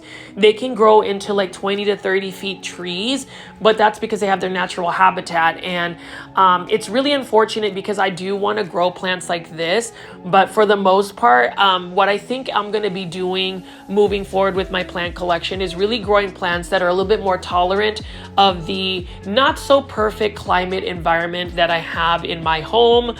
I will say that as far as tropical plants, they will still do best being grown outdoors in a shaded area versus indoors. I mean, like this right over here, this Epipremnum pinnatum, again, this is the mature form. I would love to have a fenestrated version of it, but again, you have to think about the fact that it has a natural thing to attach on, which is a palm tree, and then also the humidity levels.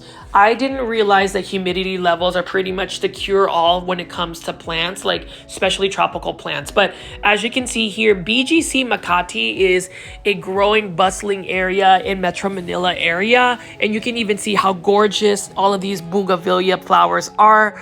I really wish I could grow bougainvillea flowers, but from my grow zone, which is 8B, North Dallas, there is no way I would be able to grow that in the landscape because we get some very cold winters versus the Philippines. Well, it'll never freeze over. So these plants can grow year round in the ground. But I just love how gorgeous this the city is. I love the fact that the Philippines has really utilized its urban spaces, but you still have plenty of greenery around it. Just the balance of having all of these beautiful tropical plants in an urban setting is amazing. And I'm going to be approaching an area which was really mind-boggling. Call me crazy, plant folies. Maybe I sound super excited today. I have been so excited to show you all of the plants that I've seen in the Philippines. Again, for those that have been super loyal and checked out all of my videos while I was gone, I know I tried my very best to at least have compilation videos. It was really impossible for me to just have new content for 2 weeks in advance. So thank you again for taking care of that. But check this out. This is a 30-foot Ficus altissima tree right next to a Ficus lyrata or fiddle fig leaf tree. Now, unless I am missing something, I have never seen a Ficus altissima be this size as a full-grown tree. I am just in awe. And I didn't even realize that that's really the natural habitat. Notice how it's probably a couple of trees that have fused together. And you can see that the aerial roots actually drop and attach to the ground.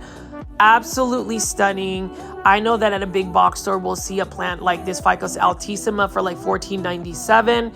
But I have ventured, I go out and say, anybody in the United States, have you ever seen a Ficus altissima that is 30 feet tall like this? Even a conservatory or a greenhouse, I have not seen something this large right here.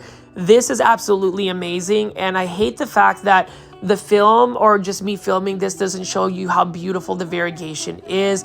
All the leaves are amazing, and I noticed that it's in full sun again. So you talk about how these plants need to be protected from the hot afternoon sun. Well, I mean, you can see right here, it is full sun. There's nothing else that would be shading these plants, yet they are growing amazingly for that. So again, plant folies, when it comes down to it, and I will repeat this in all of my videos moving forward, it is not necessarily the plant care tips that give the plant the best life. It is literally the environment that you provide them in. And you can see this is another setting right here where look at how gorgeous these skyscrapers are next to all of these plants right here. Notice how they've got a bunch of these Schefflera. So I have a Schefflera like this one. This is a variegated Schefflera. Love it. Didn't realize that it gets super woody and it becomes more of like a shrub. But it is another plant that I can grow. I have been growing outdoors in full sun, and I have been able to kind of mimic the environment that is in. But as far as like a fiddle fig leaf tree, they talk about how these ficus are a little bit more finicky.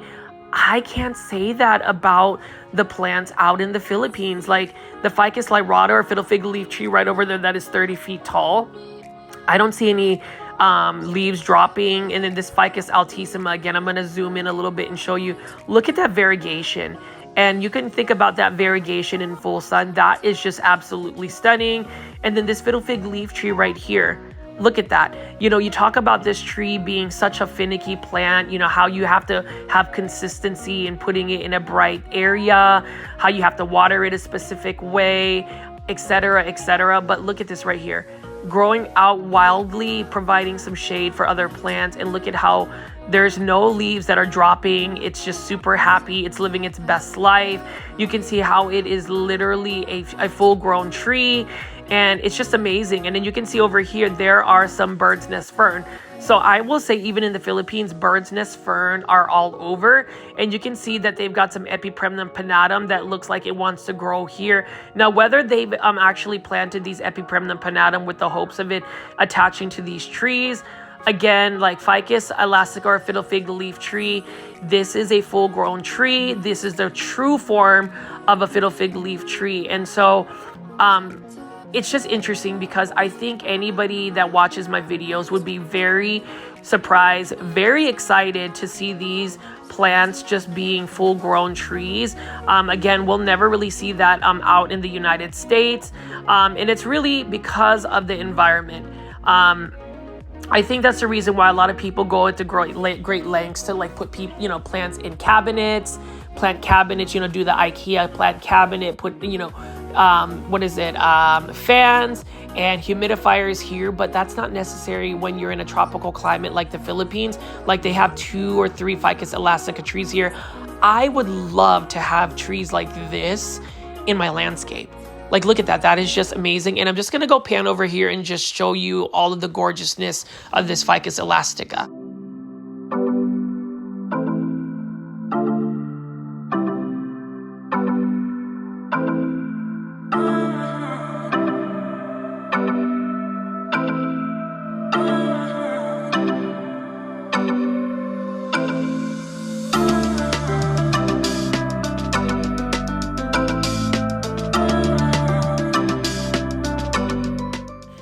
And if there was a plant that I would love to have been able to take back from the Philippines, it would be the picara plant.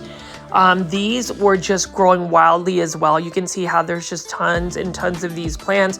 But if you were to look at these specifically closer, look at that beautiful variegation. It's got some creams, it's got some pinks, and then the undersides, there is that red burgundy color about it. I have never really seen this plant offered in the United States, but this is considered a common plant in the Philippines. Clearly it is, because you can see it is just ground cover. Now here is another plant, the Dracaena Song of India. Now I was flabbergasted. I was in shock to see that this plant is just growing so easily in the Philippines. This is what you would call one of those Dracaenas, or these plants that would be considered a very finicky plant. I've tried to grow these indoors and they always lose their leaves. They end up just dying, but you can see that they are thriving in the Philippines. And again, this is another fiddle fig leaf tree right here growing. And then we have a bunch of these fan palms that we don't really see in the United States. They are rare to see, but look at how beautiful that one is right here. I really like the look of it. It doesn't even really look like a real plant, but it definitely is. And then you can see as I pan around here, even more plants. I love it. Plant foldies, let me know what you think. I know that this is more of a different type of plant video. It's literally just me walking around showing you plants growing wildly in their natural habitat or natural environment. All of the plants that you see here are plants that you could possibly find at a big box store or local plant nursery, but definitely not at the sizes that we're seeing right over here. Like, check this out. Again, this is a Ficus elastica or a Ficus altissima. Right here, that green on green variegation is stunning. And this isn't even the largest Ficus altissima I saw while I was in the Philippines, but these were the first ones that I've seen.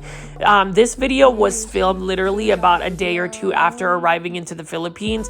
I decided I would just explore, and you can see that exploration has led me to a full-blown video. And you can see right here, they call this the lemon lime rubber tree. And it's interesting how we call certain plants a different type of name. And then you can see right here, we've got some Epipremnum pinnatum that have started to attach itself to this specific tree. And when you touch the trunk of it, it is very woody as well. Now, as far as a Ficus altissima, I would definitely love to grow one. But I did notice that it does need full sun, at least in the Philippines, because look at how highly variegated it is. I noticed that the lower branches with less light, the variegation wasn't as pronounced. So you can see that that specific type of variegation is influenced by the amount of light it gets. And then over here, I'm not sure what these plants are, but you can see here again, more variegated Chiflera. I really like this one specifically because it is highly variegated and the leaves are a little bit more rounder. So plant folies, let me know in the comments if you are a fan of that specific plant. And obviously right over here, I love the merging of an urban setting with all of these beautiful plants. I love the fact that the Philippines has really capitalized on plants that are conducive to the environment. You know, that's the thing about the United States, or at least in North Dallas, we try to grow certain plants and put them in a situation where they don't have the best environment to be in. And that's the reason why certain plants just don't do well, and we call them annual plants. But none of these plants are annuals. They are definitely plants that will go year round for the Philippines. And you can even see right over here, we've just got more, I would say canna lilies. Not 100% sure. So again, plant folies, let me know in the comments if you know the plant IDs. But then you can see that they've got another type of Chiflera plant here.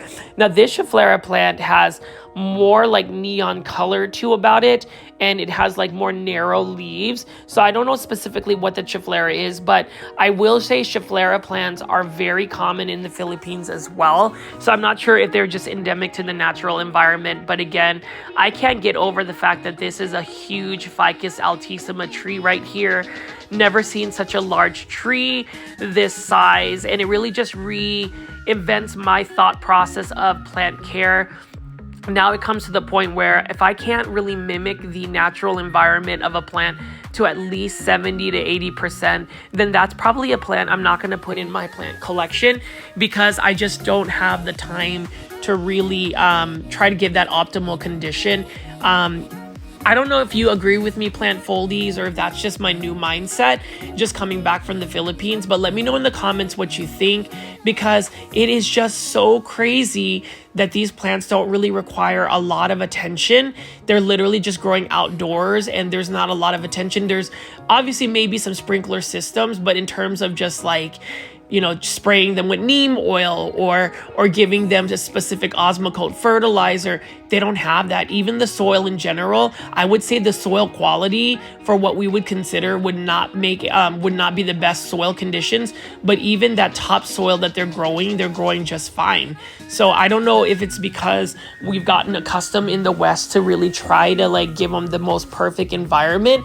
But I don't really see a lot of Filipinos really investing in like soil mixes. You know, call me crazy, but that's just some of my observation of what I've seen so far. But we're just going to keep walking here and seeing these beautiful plants.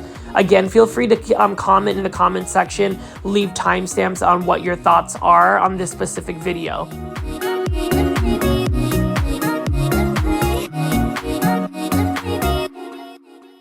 Now this is another gorgeous neon yellow plant that I don't know the plant ID. It is absolutely stunning. I'm not sure what the plant ID is, but it would be a plant that I would love to be able to grow in my landscape. I would assume 98% that this would not be able to grow in my grow zone, which is 8B. But look at how it just lights up a space in the landscape. Again, it's in full sun and it's growing so well. But even as I walk around this like metropolitan area, they just have so many of these tropical plants that we would try to grow in containers, planters, etc., etc. But these are just growing out in the ground and they're doing just fine. More examples of Epipremnum pinnatum again. And you know, oftentimes I talk about like how the Epipremnum pinnatum is endemic to the Philippines. It definitely is, because you can find them. And then this is a herb, Irene Herbstii. Look at how gorgeous that is. Now we have the red variety, but the green variety is nice. And you can see right here we've got some salums and just so many plants mixed around. And you can obviously see that this Epipremnum pinnatum is attached itself to another natural moss pole, which would be a palm tree. Notice how it quickly starts to like fenestrate here. That is super cool, and it's still growing up this tree. And the roots have just, the aerial roots have really wrapped itself around. But I love the herbs, the Irene herbs tea I read over here as ground cover. That is super cool. That is a plant that you can grow fairly easy even in the United States. I have these. It is a very thirsty plant. It is a plant that does require quite a bit of water. So I don't know why these plants are growing very well, considering I don't think there's somebody that would water these plants often. The humidity levels, though, are insane in the Philippines. So maybe that ambient humidity keeps the plants, you know, moist and still watered. But you can see here, I'm just going to keep panning over these plants. Let me know what you think in the comments. And then even more bougainvilleas right here. I cannot tell you how beautiful these plants are when mixed in an urban setting. It's just so amazing to see. And I bet when this is in full bloom, this is just an absolutely stunning display of flowers.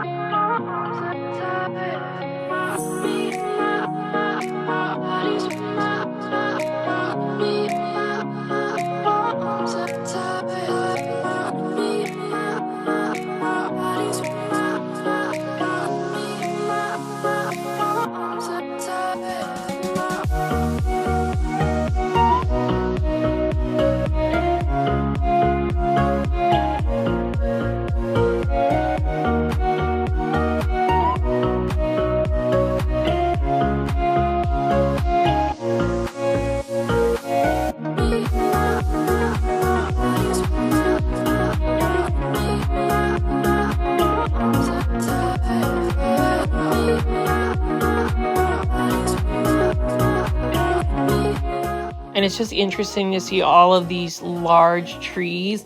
All of these trees are obviously tropical trees. I don't really know all of the plant IDs for them. And then you can see here, we've got some more palm trees in planters, even a large tree right over here.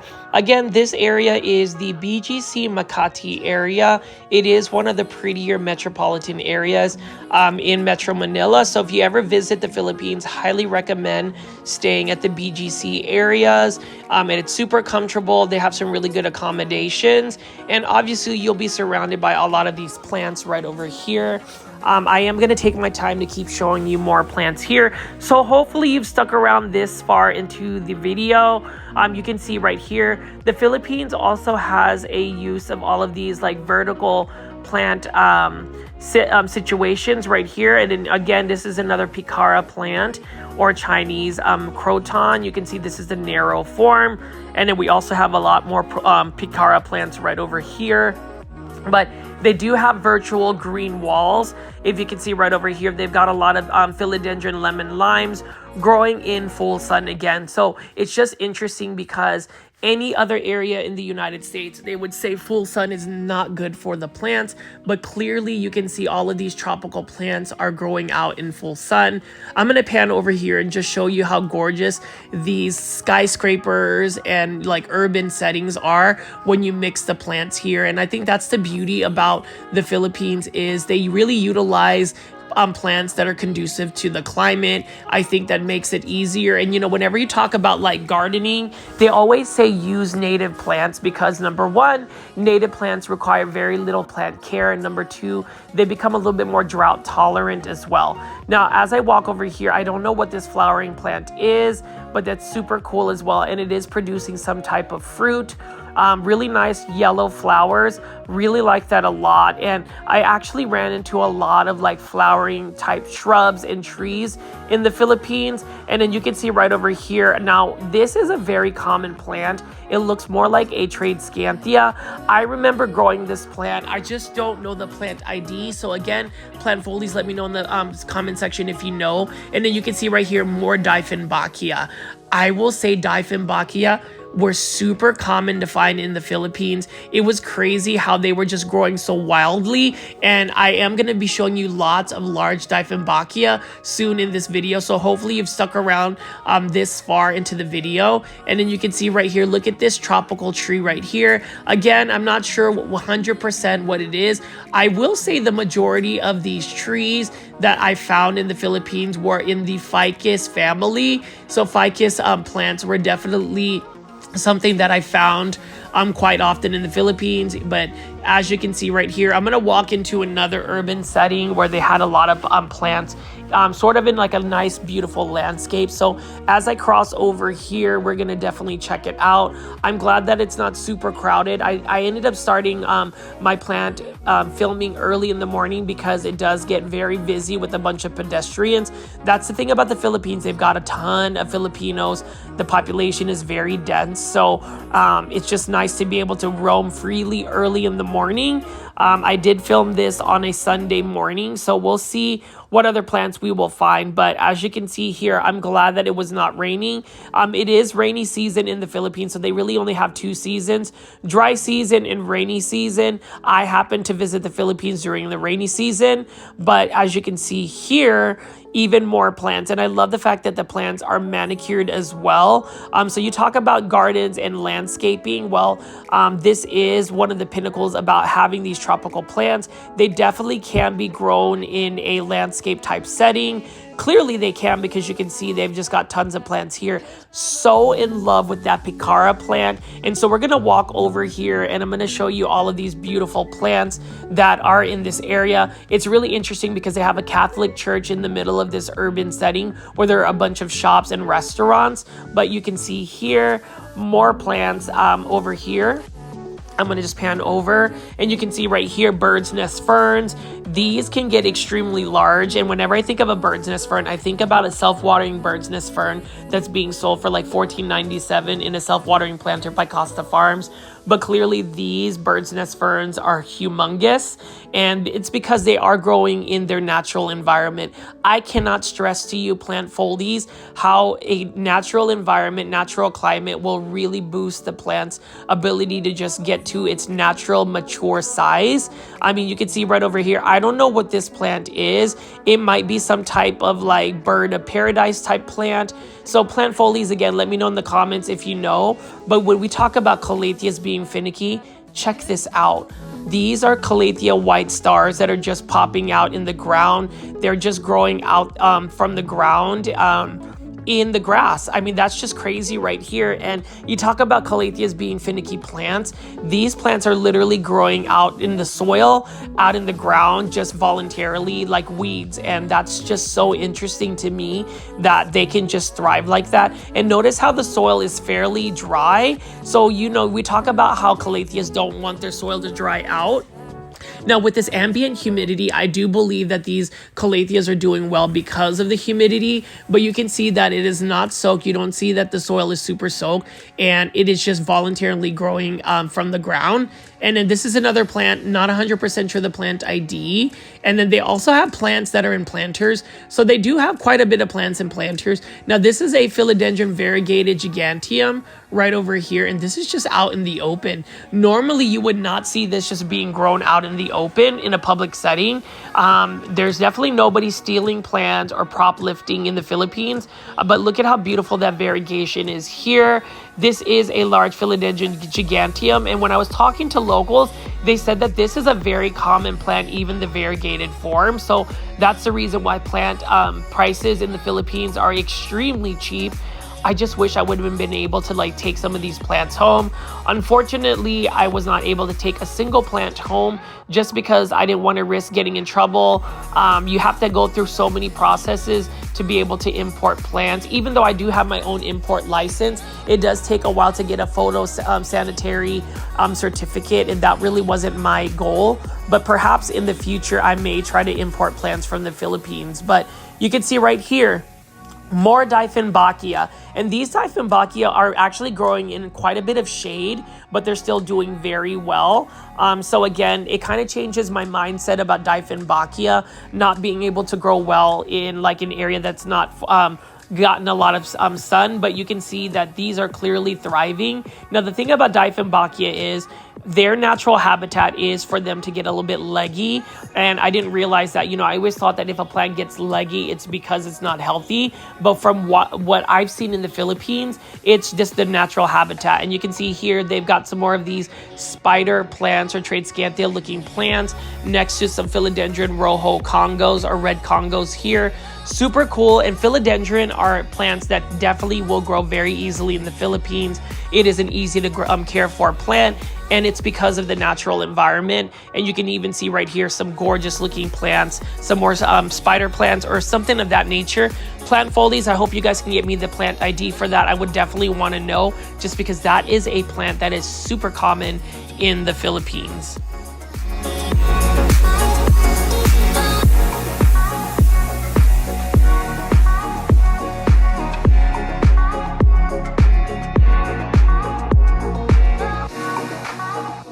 This is definitely a common plant that you'll find. These are called cellums. Some people will call these tabathophyllums. Not 100% sure if they're the same plant.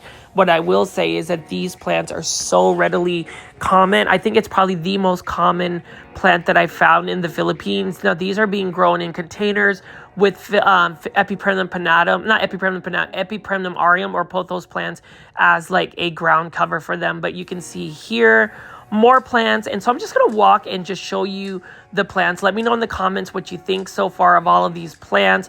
Tons of Rhapis palms. I even saw variegated forms of that.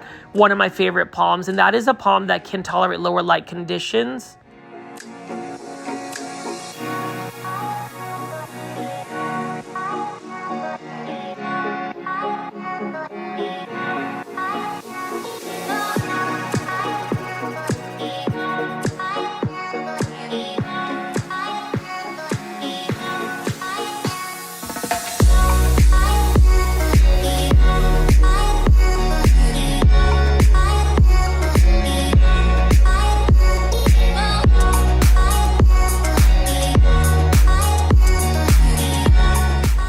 We've just got some gorgeous looking landscaping here, and I do like the fact that this area has really utilized a lot of its natural plants to be able to grow them. I didn't really see the Philippines pushing the envelope with plants that are more found in the West or the western part of the world. These are plants that are really either endemic to the Philippines or can tolerate that tropical climate.